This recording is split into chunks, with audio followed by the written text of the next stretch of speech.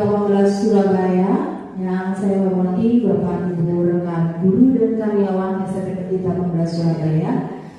Puji syukur kepada Allah SWT atas limpahan rahmat, karunia dan hidayahnya sehingga kita bisa berkumpul hari ini dalam keadaan sehat walafiat untuk mengikuti kegiatan diseminasi budaya positif Guru Penggerak Angkatan ke-10 SMP Negeri 18 Surabaya.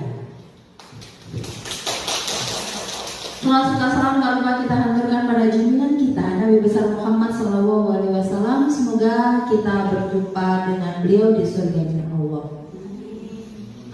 Bapak Ibu yang saya hormati, izinkan saya bacakan susunan acara pada pagi hari ini.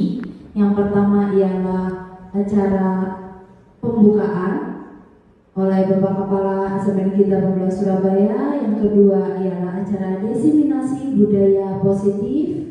Yang ketiga yaitu doa. Baik, sebelum acara hari ini kita mulai, mari kita membaca basmalah secara bersama-sama. Bismillahirrahmanirrahim. Alhamdulillah, semoga acara hari ini lancar. Dan diseminasi saat ini untuk yang memberikan sambutan, hapunten karena Bapak berhalangan hadir, sehingga langsung pada acara ini diseminasi budaya positif. Diseminasi budaya positif kali ini akan disampaikan oleh Ibu Lima Purnamasari SPDGR, yaitu Guru Penggerak Angkatan ke-10. Kepada beliau disilakan.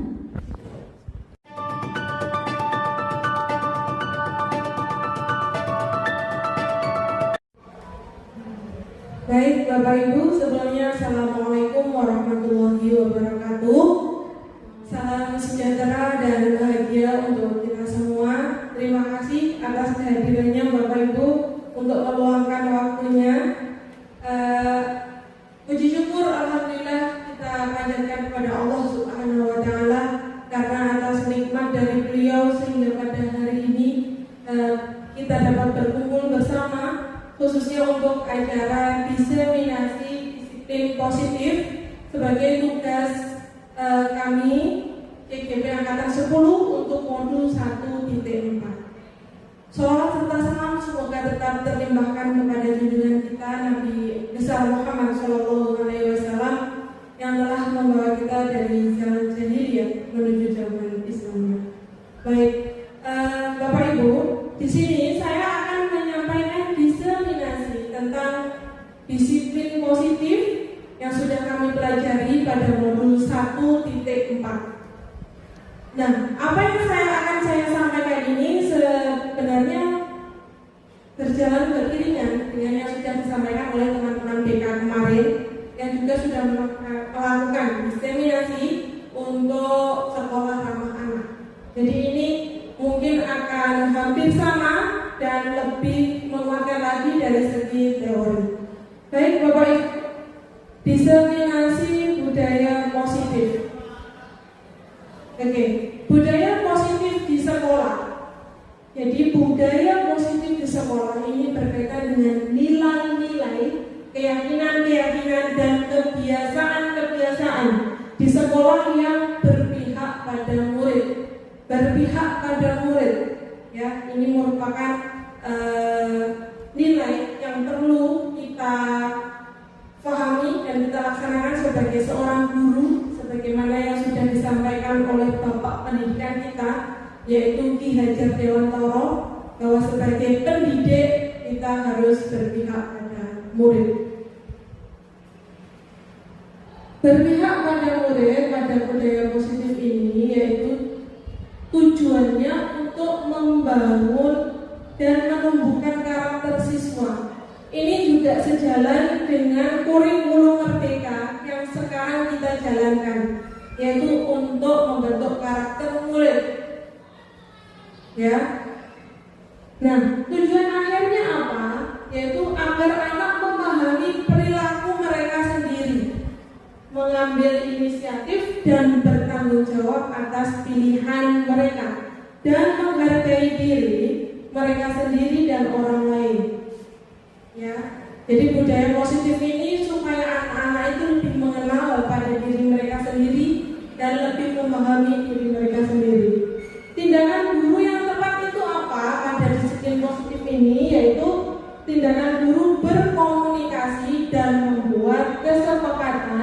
yang mendorong motivasi intrinsik. Nah, ini yang akan kita bahas tentang motivasi intrinsik ini akan seperti apa. Karena kalau yang kita lakukan selama ini mungkin itu dari ekstrinsik. Nah, yang dari ekstrinsik ini kurang optimal kalau tidak kita sertai dengan perubahan intrinsik dari diri siswa itu sendiri. Baik, next. Makna kata disiplin. Baik. Bapak pendidikan kita Ki Hajar Dewantoro menyatakan bahwa untuk menciptakan siswa yang merdeka, maka utamanya yaitu harus mempunyai disiplin yang kuat, yaitu disiplin yang berasal dari motivasi internal. Ya, bagaimana disiplin itu bisa kuat kalau mereka dalam dirinya sendiri saja tidak memahami ya tentang disiplin itu apa. Diana Gose ini juga menyatakan bahwa kata disiplin itu berarti belajar, ya. Disiplin diri dapat membuat seseorang menggali semua potensi dirinya untuk mencapai suatu tujuan, sesuatu yang dihargai dan bermakna. Next. Motivasi perilaku manusia. Jadi perilaku manusia itu ada motivasinya. Di antaranya apa? Yaitu untuk menghindari ketidaknyamanan atau hukuman. Itu pasti ada pada diri semua manusia, bahkan termasuk kita juga. Tentu kita akan ingin menghindari ketidaknyamanan atau hukuman. Kemudian motivasi perilaku manusia yang kedua, untuk mendapatkan imbalan atau penghargaan dari orang lain. Yang ketiga, yaitu untuk menjadi orang yang mereka inginkan dan menghargai diri. Yang keempat, mohon maaf, jadi yang ketiga itu untuk menjadi orang yang mereka inginkan. Ini adalah untuk menghargai diri sendiri dengan nilai-nilai yang dipercaya, bahwa setiap orang itu memiliki keyakinannya masing-masing dan ingin dihargai. Baik, selanjutnya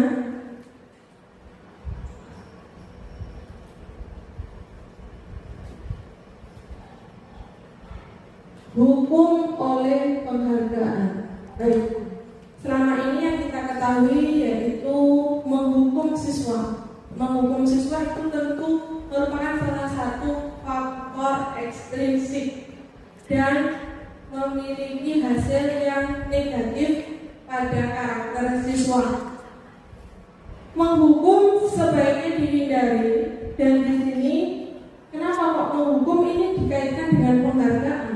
Ternyata Bapak Ibu, penghargaan itu juga termasuk ke dalam menghukum itu sendiri. Penghargaan memberikan pengaruh jangka pendek dan jangka penghargaan itu tidak panjang. Jadi contohnya siswa, siapa yang bisa menjawab akan saya beri pensil, misalnya seperti itu, maka dia motivasinya untuk senang, untuk bahagia dan bersemangat itu hanya jangka pendek, hanya saat itu saja. Kemudian penghargaan ini merusak hubungan. Kenapa kok bisa merusak hubungan?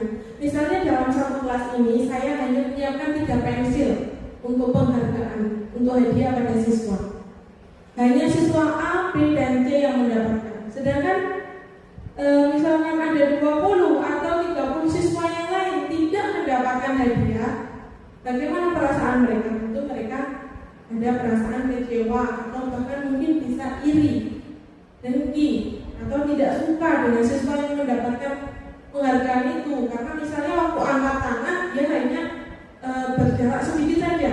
Nah, itu akan membuat si siswa yang tidak mendapat ini merasa tidak suka. Nah, hal ini termasuk merusak hubungan. Penghargaan mengurangi ketepatan. Jadi yang saya pelajari di modul 1.4, setelah dilakukan penelitian pada siswa-siswa yang diberi penghargaan ketika dia melakukan sesuatu, dengan tanpa memberi penghargaan atau hadiah di suatu kelas, umum semuanya. Ternyata kelas yang tanpa penghargaan itu mereka lebih tepat dalam mengerjakan suatu pekerjaan. Jadi itu berdasarkan penelitian. Kemudian penghargaan itu menghukum, ya. Kenapa? Karena dia hanya bersifat yang sementara ini tadi, tidak memberi efek positif yang berjangka panjang. Baik, sekarang kita akan membahas tentang perbedaan disiplin positif dan hukuman. Disiplin positif di sini bertujuan untuk bekerja sama, ya, dengan siswa dan tidak menentang mereka. Jadi kita bekerja sama dengan siswa. Kemudian kalau pada hukuman itu lebih bersifat mengontrol dan mempermalukan murid.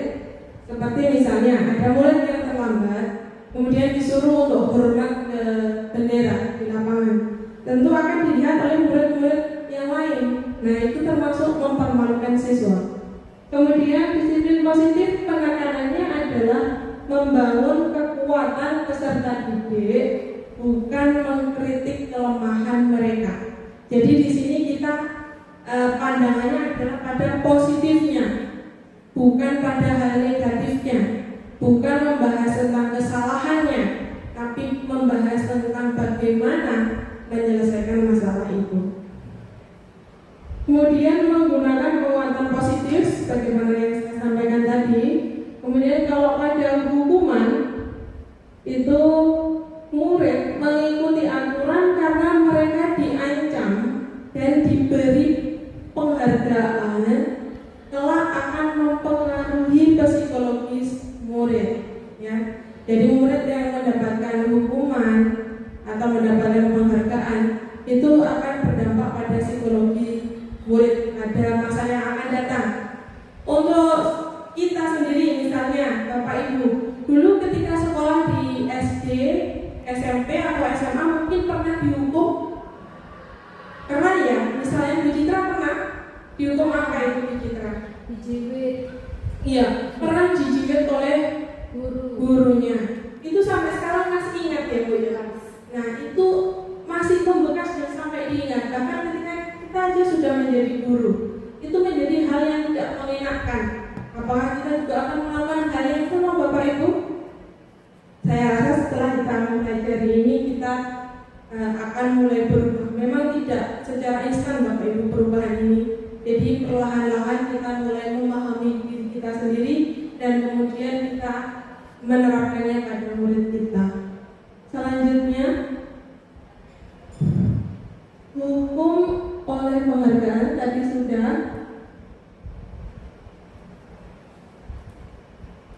Selanjutnya, pembentukan keyakinan kelas. Baik, pembentukan keyakinan kelas. Jadi keyakinan kelas ini sifatnya abstrak daripada peraturan yang lebih rinci dan nyata. Jika peraturan itu biasanya dilarang datang terlambat, maka pada keyakinan kelas ini akan bersifat lebih abstrak, yaitu menghargai diri sendiri dan orang lain, dan akan dijabarkan akan berupa datang tepat waktu, seperti itu. Kemudian keyakinan kelas itu berupa pernyataan universal, seperti tadi bahwa datang tepat waktu. Pernyataan universalnya yaitu menghargai diri sendiri dan orang lain. Baru di dalamnya ada penjelasan-penjelasannya, termasuk yang datang tepat waktu. Yang ketiga, pernyataan keyakinan kelas selalu dibuat dalam bentuk positif. Dilarang berlari di koridor sekolah, misalnya itu aturannya. Dalam bentuk negatif ya, dilarang. Maka untuk dalam wujud positifnya bisa diganti menjadi berjalanlah dengan pelan di koridor sekolah, seperti itu. Baik, kemudian keyakinan kelas harusnya dibuat tidak terlalu banyak Bapak Ibu, sehingga mudah diingat dan dipahami oleh semua anggota kelas. Kemarin yang saya baca di modul itu untuk untuk kelas 7 untuk SMP, keyakinan kelas ini jumlahnya bisa mulai dari 5 sampai 7 keyakinan kelas saja. Jadi jangan terlalu banyak. Kalau terlalu banyak nanti akan kesulitan bagi siswa untuk menghafalkannya, untuk memahaminya. Keyakinan kelas hendaknya sesuatu yang dapat diterapkan di lingkungan itu. Misalnya menghargai diri sendiri dan menghargai orang lain. Penjelasannya dalam rincian datang tepat waktu, mengerjakan tugas sesuai waktu, berbicara dengan tenang. Itu untuk menghindari kalimat dilarang berteriak-teriak. Seperti misalnya, semua anggota kelas hendaknya ikut berkontribusi dalam pembuatan keyakinan kelas melalui kegiatan curah pendapat. Jadi membutuhkan keyakinan kelas itu, misalnya kita sebagai wali kelas itu meluangkan waktu untuk membuat keyakinan kelas. Ada tahapan-tahapannya, yaitu dengan mengumpulkan pendapat seluruh siswa dulu. Setelah seluruh pendapat itu dikumpulkan, kita pilih mana yang paling penting atau menunjukkan keyakinan yang universal dulu. Setelah kita pilih menjadi 5 sampai 7 keyakinan universal yang kita sepakati, kemudian kita cari kalimat yang negatif. Jika ditemukan kalimat yang negatif, kita ubah menjadi kalimat yang positif. Nah, setelah dibuat seperti itu, semua anggota kelas bersedia meninjau kembali keyakinan kelas.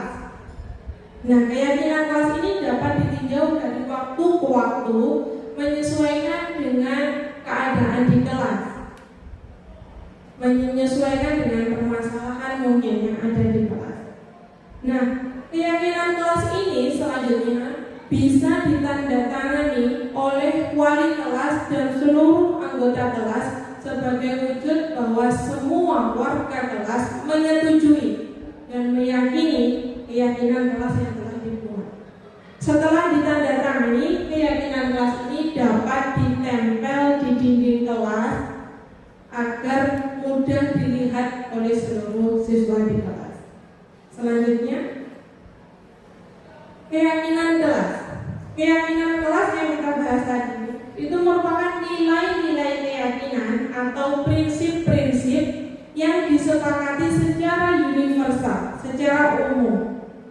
Orang akan lebih semangat atau tergerak untuk melaksanakan keyakinannya, itu lebih tergerak untuk keyakinan daripada mengikuti peraturan.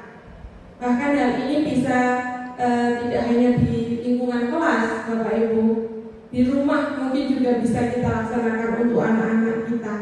Jika kita mengikuti kegiatan-kegiatan parenting, kita tentu dilarang untuk jangan berteriak-teriak seperti itu, tapi dirubah menjadi berbicara yang pelan. Itu dalam ilmu parenting, pengasuhan anak di rumah juga dibahas. Jadi keyakinan kelas ini dibawa di sekolah untuk lanjutan sebagai pendidikan yang di rumah.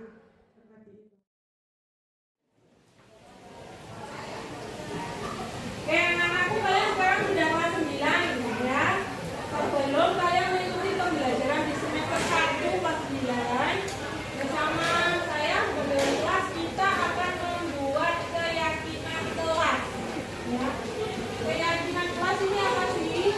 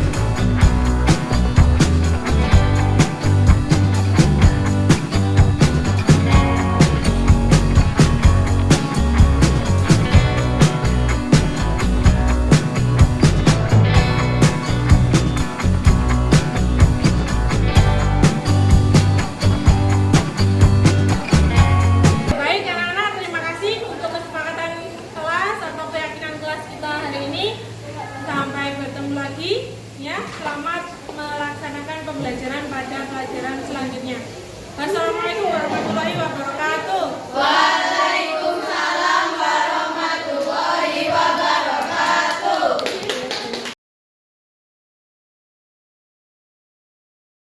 Selanjutnya, waktu yang tepat untuk membuat keyakinan kelas itu kapan? Jadi waktu yang tepat itu saat awal tahun pelajaran. Biasanya saat kenaikan kelas atau awal masuk siswa baru pada awal tahun pelajaran, tentu kita sebagai wali kelas akan saling berkenalan dengan siswa,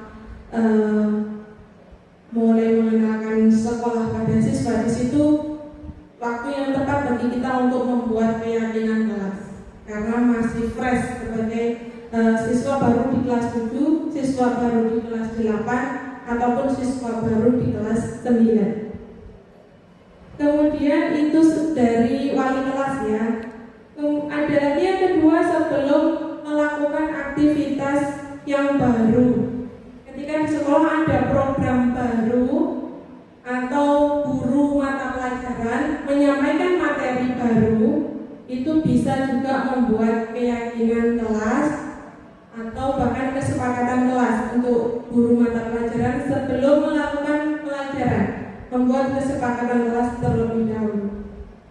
Kemudian yang ketiga yaitu ketika awal masuk sekolah setelah libur panjang, kita perlu lagi merefresh ulang pada siswa-siswa kita untuk memahami lagi keyakinan kelas yang pernah atau yang sudah kita sepakati sebelumnya. Next. Nah, kita telah sampai pada kebutuhan dasar manusia. Apa hubungannya disiplin positif itu dengan kebutuhan dasar manusia? Jadi kebutuhan dasar manusia ini adalah kebutuhan yang harus dipenuhi. Ketika salah satu dari kebutuhan dasar manusia ini tidak terpenuhi, maka kita akan mengekspresikan kebutuhan yang belum terpenuhi itu dalam ekspresi yang negatif atau yang merusak. Bisa saja. Nah, dari situ makanya kita melakukan disiplin positif. Kalau kita melakukan hukuman pada orang yang kebutuhan dasarnya memang belum terpenuhi dan dia destruktif sifatnya, itu malah akan membuat dia menjadi-jadi. Jadi kita harus memanusiakan manusia. Kebutuhan dasar manusia di sini ada 5, yaitu kebutuhan bertahan hidup. Itu adalah kebutuhan yang bersifat biologis bagi semua manusia, bagi seluruh murid kita maupun kita semua sebagai guru, kita juga manusia. Kebutuhan bertahan hidup yang bersifat fisiologis ini misalnya berkaitan dengan kesehatan, rumah, makanan, minuman, yang berkaitan dengan kebutuhan dasar kita untuk bisa tetap hidup. Nah, pada kebutuhan dasar manusia bertahan hidup ini, apakah ada yang pada nilai psikologis? Ternyata ada, Bapak Ibu. Tidak hanya fisiologis saja. Kebutuhan dasar bertahan hidup itu ada komponen psikologisnya, yaitu merasa aman. Kebutuhan untuk merasa aman itu termasuk dalam psikologis di kebutuhan bertahan hidup. Nah, keempatnya selanjutnya setelah kebutuhan bertahan hidup, itu keempat-empatnya yang akan kita bahas selanjutnya itu semua merupakan kebutuhan psikologis.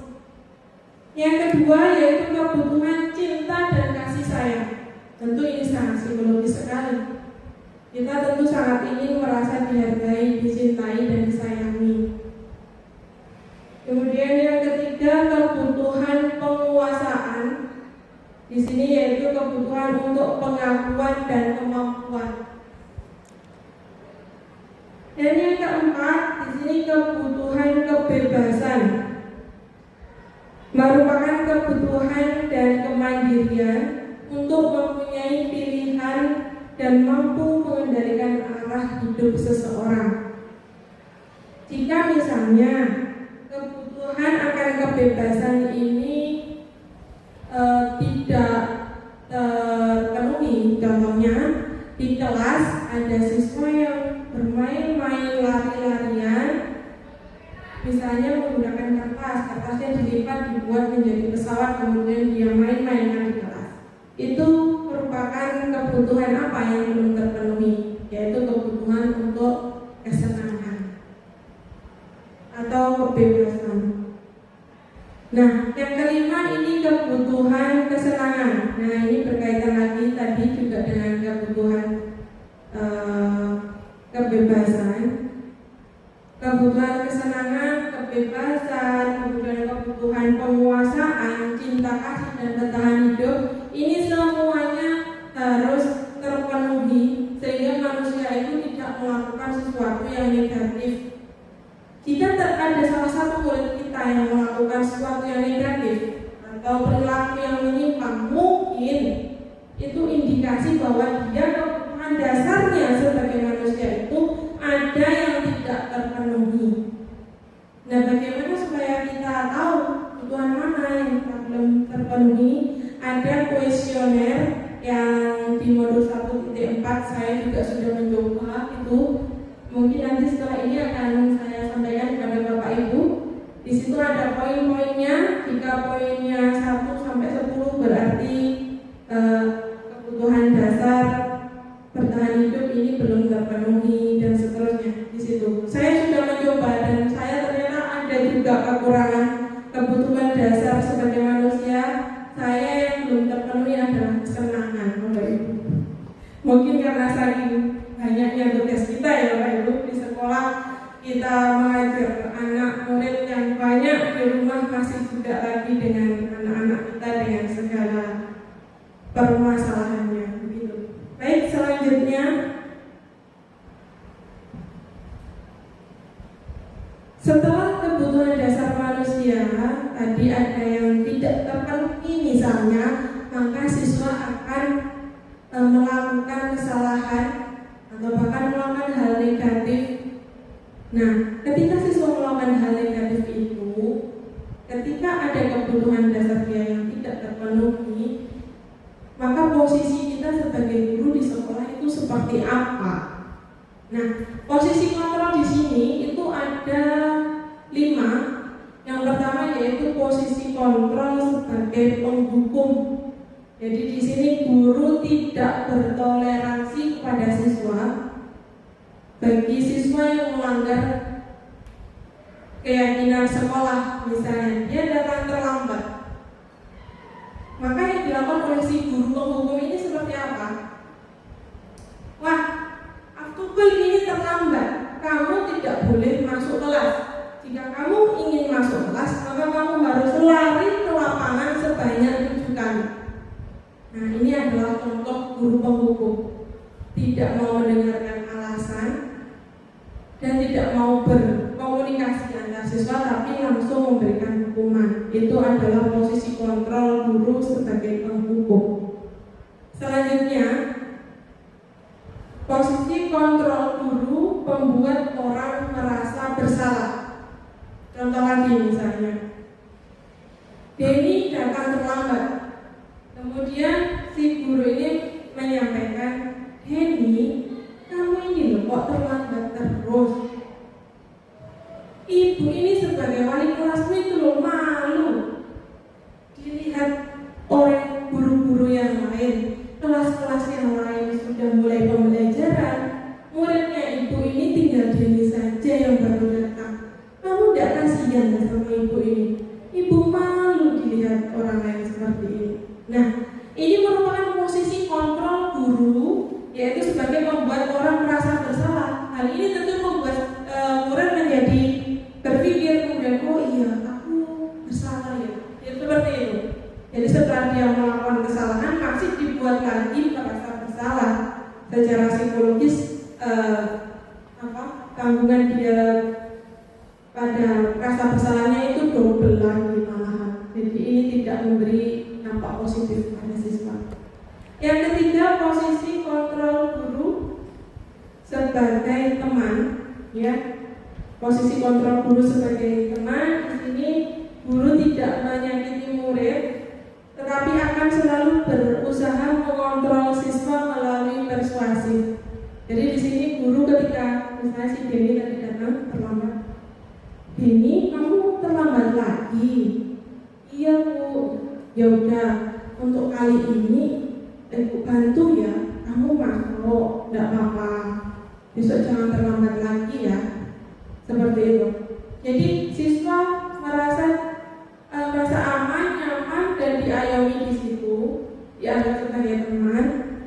Itu juga bukan hal yang baik, karena ketika misalnya saya tidak masuk, kemudian di kelas itu diganti oleh Bu Citra. Ketika Denny terlambat, maka misalnya Bu Citra memberi hukuman atau memberi konsekuensi, tidak saya ayomi, tidak seperti yang saya lakukan, itu akan membuat siswa merasa hanya Bu Lina saja yang baik sama saya, Bu Era, Bu Citra jahat. Nah seperti itu. Itu juga membentuk psikologi siswa yang tidak baik ketika kita berada pada posisi kontrol sebagai teman, karena si siswa ini hanya memandang saya saja yang baik, guru yang lain tidak baik. Begitu. Selanjutnya yang keempat, posisi kontrol guru sebagai pemantau. Next. Nah, posisi guru sebagai pemantau di sini berdasarkan peraturan-peraturan dan konsekuensi dengan memisahkan hubungan pribadi. Jadi ketika Denny terlambat, saya maka langsung menanyakan, Denny kenapa kamu terlambat? Maaf Pak, tadi macet. Kamu tahu kan konsekuensinya? Kalau kamu terlambat harus apa? Harus membersihkan toilet Pak. Ya sudah, sekarang kamu pergi ke sana, bersihkan toilet itu. Jadi yang dilakukan Bapak Bu, misalnya guru dengan si murid ini tidak ada komunikasi, tidak ada hubungan pribadi. Jadi langsung pada aturannya apa, kemudian konsekuensinya apa, melaksanakan konsekuensi. Di situ adalah posisi kontrol guru sebagai pemantau. Next, yang kelima di antara empat yang sudah saya sampaikan tadi, yang kelima ini adalah posisi kontrol guru yang paling ideal, yaitu posisi kontrol guru sebagai manajer. Manajer merupakan posisi mentor di mana guru berbuat bersama dengan murid, mengajak murid mempertanggungjawabkan perilakunya, mendukung murid menemukan solusinya, dan murid diajak menganalisis kebutuhannya dan kebutuhan orang lain. Yang terpenting di sini adalah kolaborasi antara guru dan murid. Jadi pada posisi kontrol guru sebagai manajer ini mengutamakan komunikasi dengan murid. Apakah guru di sini tidak menghukum? Tidak. Apakah posisi guru di sini membuat murid merasa bersalah? Tidak juga. Apakah posisi guru di sini sebagai teman? Tidak juga. Dan apakah hanya sebagai pemantau dengan konsekuensinya? Juga tidak. Jadi ini hal baru juga bagi saya Bapak Ibu. Ini juga mungkin masih perlu saya pelajari lagi untuk benar-benar saya juga laksanakan di kelas. Mungkin saya juga masih belum pada posisi manajer ini. Jadi untuk posisi kontrol guru sebagai manajer ini yaitu yang pertama itu melalui tiga segitiga restitusi. Baik, next akan kita pelajari lebih lanjut. Sebelum itu, tujuan dari 5 posisi kontrol guru terhadap siswa adalah mencapai posisi manajer, di mana pada posisi ini siswa dapat menjadi pribadi yang mandiri, merdeka dan bertanggung jawab atas segala perilaku dan sikapnya, yang pada akhirnya dapat menciptakan lingkungan yang positif, aman dan nyaman. Ini tujuan akhirnya, yaitu menciptakan lingkungan yang tujuan akhirnya sama dengan yang diutarakan pada yang pertama, yaitu tentang disiplin positif. Selanjutnya, nah ini dia segitiga restitusi. Segitiga restitusi ini apa? Segitiga restitusi ini merupakan langkah-langkah yang kita jalankan sebagai guru yang berposisi pada guru manajer tadi. Guru manajer itu yang seperti apa sih? Nah, di sini pada segitiga restitusi dijelaskan ada 3 tahapan untuk bisa disebut sebagai guru manajer. Yang pertama yaitu menstabilkan identitas. Yang kedua, memvalidasi tindakan yang salah. Dan yang ketiga, menanyakan keyakinan. Jadi pada segitiga restitusi ini berkaitan dengan keyakinan kelas yang sudah disepakati bersama tadi. Next.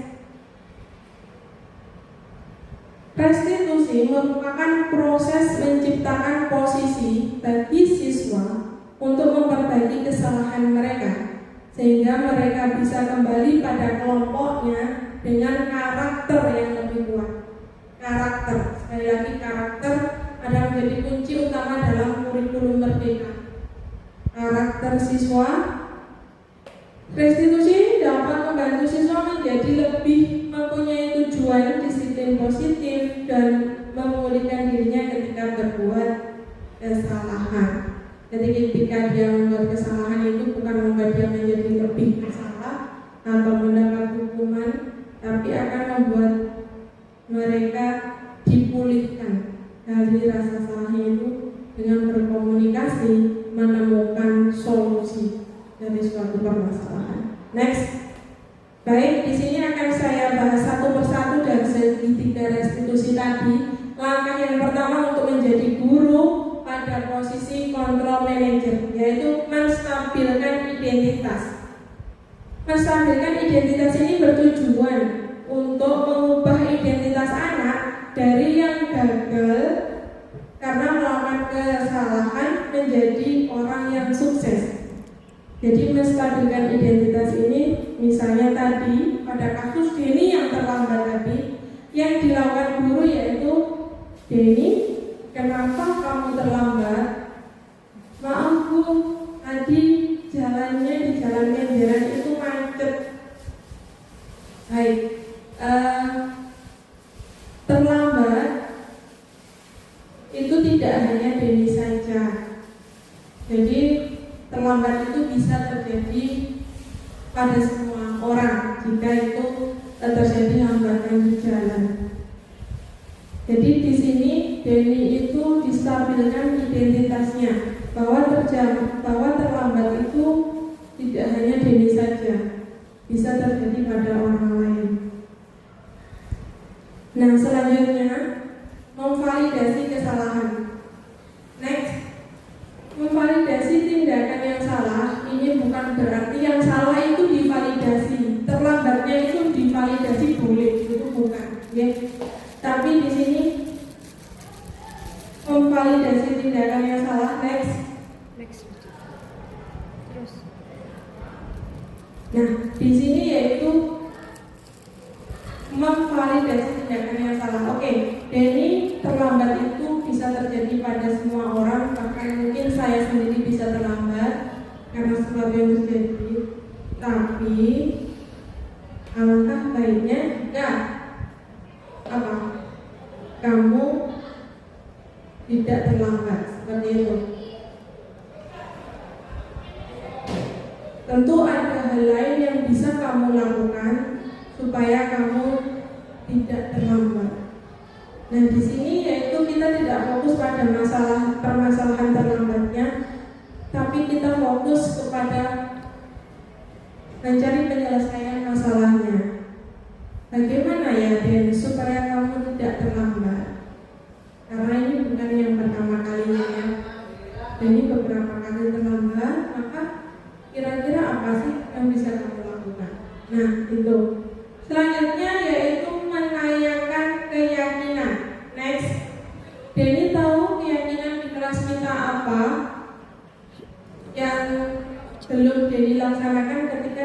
terlambat ini.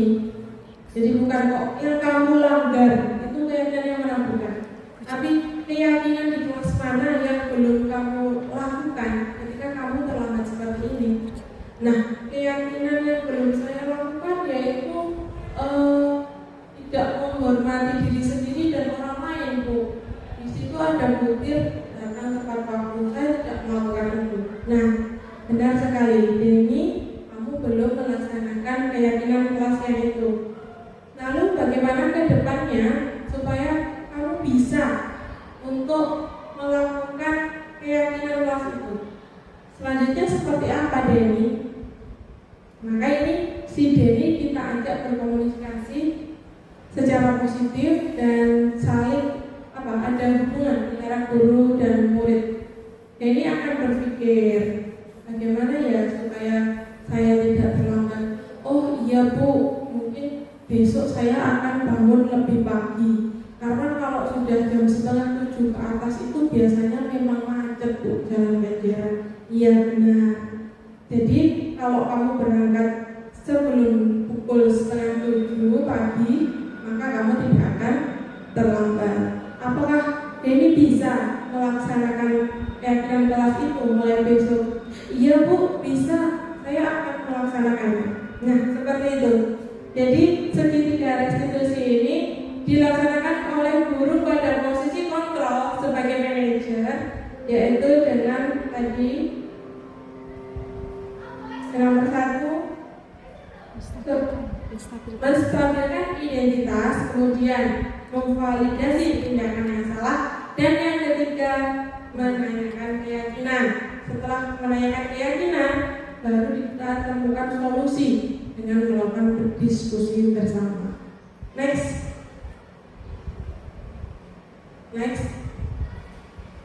Ciri-ciri restitusi. Ciri-ciri restitusi bukan menebus kesalahan, tetapi untuk belajar dari kesalahan. Seperti pada kasus Denny tadi, karena dia terlambat, berangkatnya lewat 6:30, kita tidak fokus pada terlambatnya, tapi bagaimana menyelesaikan permasalahannya. Jadi belajar dari kesalahan itu. Restitusi memperbaiki hubungan. Jadi memperbaiki hubungan antara guru dan murid. Ada dialog dari guru dan murid secara baik, secara positif. Jika di situ guru bersikap menghukum, maka akan besar kemungkinan juga bahwa si murid akan memiliki rasa dendam atau rasa benci pada si guru. Kemudian yang nomor 3, restitusi adalah tawaran. Jadi kita sebagai guru menawarkan dan bukan paksaan. Kalau aturan itu memaksa, tapi kalau tawaran itu memberikan kesempatan bagi siswa untuk bisa bersikap mandiri dan untuk mengembangkan karakter siswa itu sendiri. Yang keempat, restitusi itu menuntun untuk melihat ke dalam diri. Nah, jadi yang menumbuhkan karakter pribadi murid itu merupakan melihat ke dalam dirinya sendiri. Restitusi yang kelima itu mencari kebutuhan dasar yang mendasari tindakan. Mungkin bisa dilakukan dengan memberikan form atau kita melakukan pengamatan. Jadi kita tahu ada kebutuhan dasar pada diri Denny yang tidak terpenuhi. Mungkin kasih sayang bisa jadi. Jika dengan kita bersikap baik, komunikatif seperti tadi, dengan disiplin positif, nah mungkin dengan cara itu dia menemukan merasa dikasihi, merasa disayangi. Jadi kebutuhan dasar dia yang kurang itu bisa terpenuhi. Yang ke-6, restitusi diri adalah cara yang terbaik, ya. Cara yang terbaik karena bersifat positif bagi siswa. Dan restitusi fokus pada karakter, bukan tindakan. Jadi karakternya siswa itu dikembangkan. Yang ke-8, restitusi menguatkan. Jadi siswa pasti memiliki suatu hal-hal yang positif di dalam dirinya. Saya meyakini itu, pasti kita semua juga meyakini itu, bahwa Allah Subhanahu wa Ta'ala menciptakan manusia itu dengan positif. Nilai dasar, modal dasarnya itu positif. Mari kita kembangkan. Kemudian yang ke-9, restitusi, mengembalikan siswa yang berbuat salah pada kelompoknya.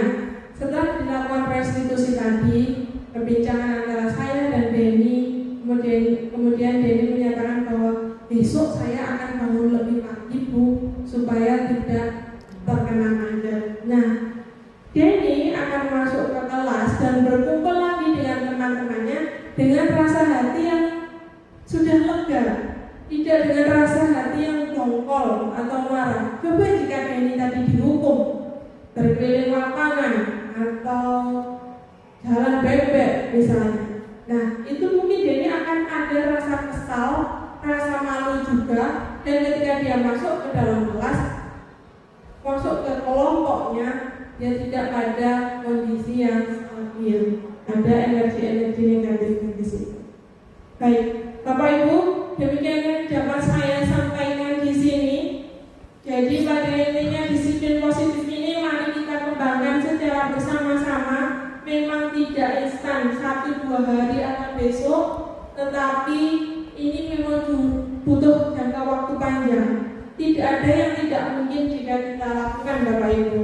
Seperti tetesan air pada batu. Batu itu tidak akan berlubang dengan tetesan air hanya dalam hitungan hari, tapi dalam jangka waktu berbulan-bulan atau bahkan tahun, maka si batu itu pada akhirnya juga akan berlubang oleh tetesan air. Nah, itu juga yang akan kita lakukan pada murid-murid kita, Bapak Ibu. Semoga kita bisa melaksanakan amanah ini dengan baik. Oke, baik Bapak Ibu, demikian tadi yang sudah saya jelaskan.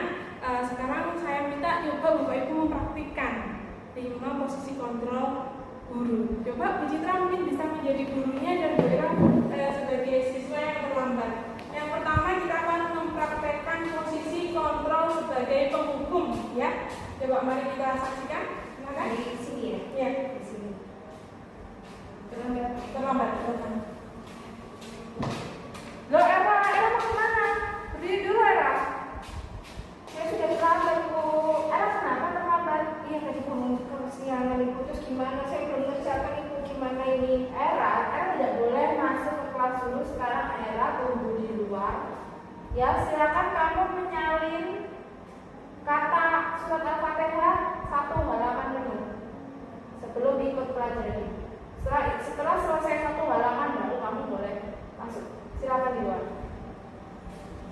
Nah, seperti itu ya Bapak Ibu, ini adalah contoh posisi guru sebagai penghukum. Sekarang kita mencontohkan posisi guru sebagai pembuat rasa bersalah. Ayo, silakan Bu Ira.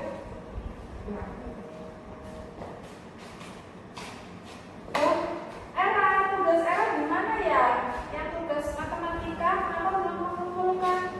Aduh, Bu, kan nanti masih lama Bu. Nanti aja Bu ya, saya masih gak enak ya. Walaupun kalau tidak mengumpulkan sekarang, Ibu gak bisa menginput nilai kamu. Pekerjaan Ibu jadi terganggu. Teman-teman yang lain juga harusnya nilai rapotnya sudah jadi. Karena kamu belum mengerjakan sekarang, jadi Ibu tidak bisa menginput nilai kamu dan teman-teman kamu. Baik Bu, saya akan melakukan sekarang dan mengerjakan. Segera dikerjakan supaya tidak menghambat pekerjaan Ibu. Baik, jadi itu tadi adalah contoh posisi guru sebagai pembuat merasa bersalah.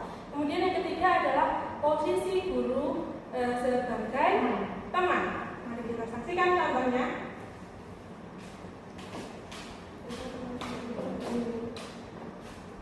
Era kenapa tidak mengerjakan tugas matematika? Iya Bu, nanti saja, kan masih lama kan Bu. Ya nggak boleh begitu dong, harus tetap dikerjakan ya.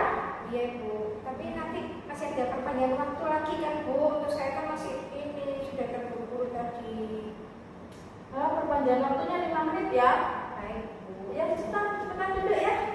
Segera dikerjakan Mbak Ara. Ya, itu adalah contoh posisi sebagai teman. Jadi guru itu membuat anak merasa diayomi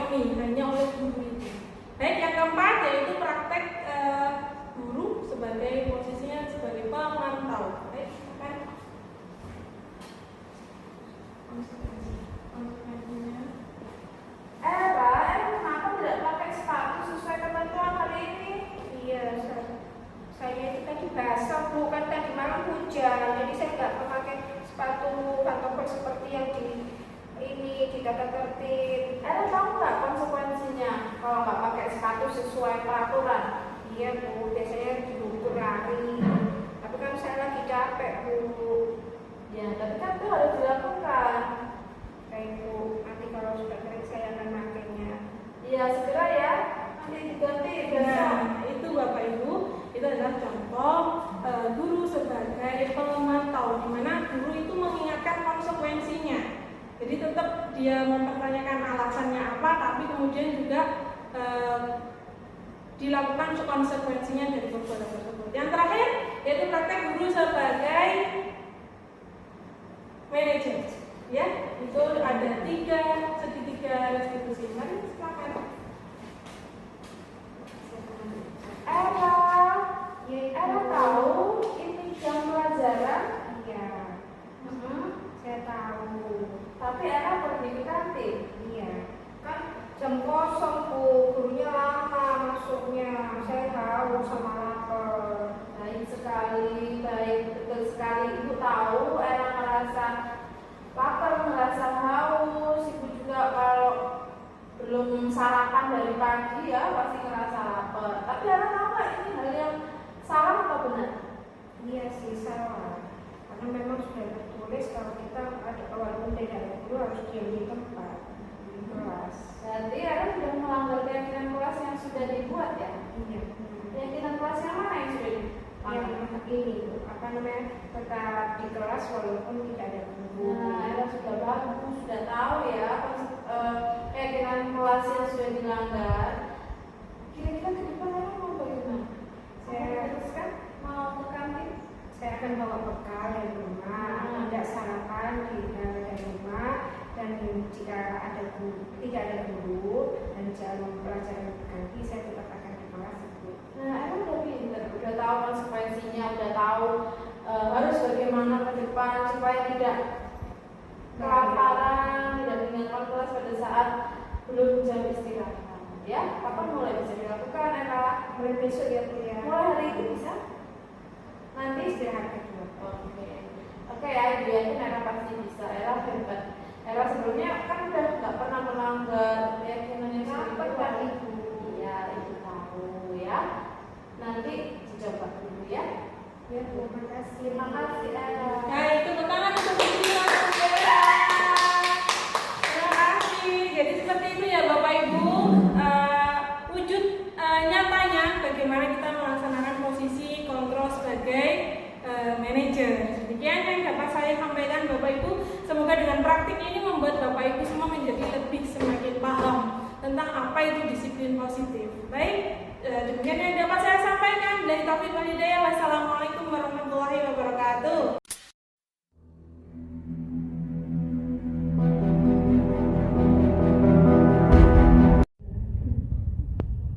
Assalamualaikum warahmatullahi wabarakatuh.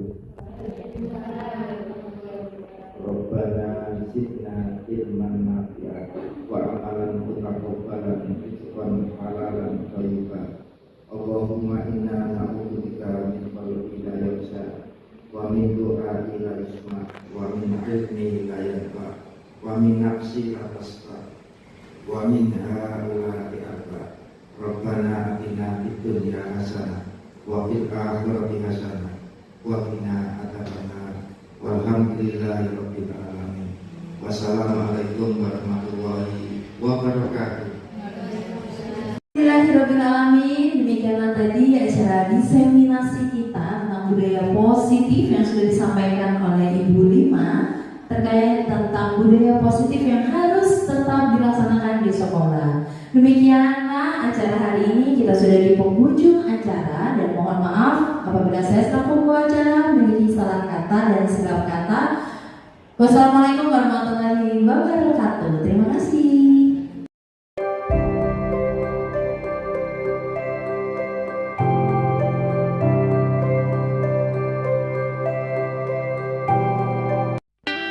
Setelah dijelaskan tentang budaya positif di sekolah, saya menjadi paham bahwa memberikan hukuman itu bukan merupakan solusi bagi siswa.